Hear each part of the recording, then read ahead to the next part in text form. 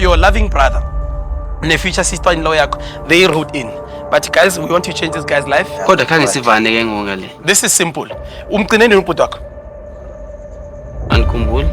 Kutheni uhlala kuphi wena manje? Ndisuka nezindawo endihlala kuzo ayi. Okay, kutheni ungahlala nobhuti wakho? Yazi sister, nezizathu because mina naye ngisolwe nento endiqabanisayo including ne-girlfriend yakhe. But ke uwesi andimshiyephi ukhona. Okay, yabona okay, uzinto usister lo uyakwazi ukundicover entweni ezininzi. Akwazi undinceda somewhere dana ne. Okunceda ngaphandle kobhuti?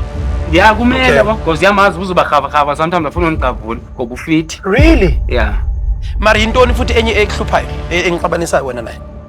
How good with your money management? Yeah, vele ke. Vele ke shukuthini. Uchukuthini moti vele ke? Ndikathi to be honest ne. Yeah. Yayiwe imshiyekise nyani ku bra. Yabo ke ndiyathanda ukugembula. Okay. Ayiba uyawina kodwa? Yeah. Serious? Yeah. Uke wabina bomama malini so? 50 score and above, yabo. Wenza ngayo? Enye yaphindela emshinini manditsho. Umama yaniyazi ukuthi uyagembula? Olethi? Ngabe ucelwe nguye andikwazi umcela lonto mama. Ngoba? Kodwa nganalo u50 yazi. Nganalo u50. So what's your wish wena? What do you hope to see? Hope to see. Ufunani in your life? What do you want? Ndikhala ispan nje sigrand yabo. Ngalo life yami nje be settled. Yeah, ndingaceli.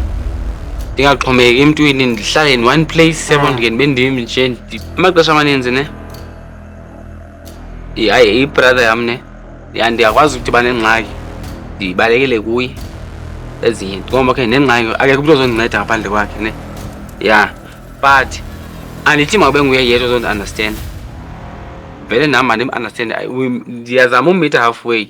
But ndiyacaphukela ukucela. Yabo la part nso ndicela.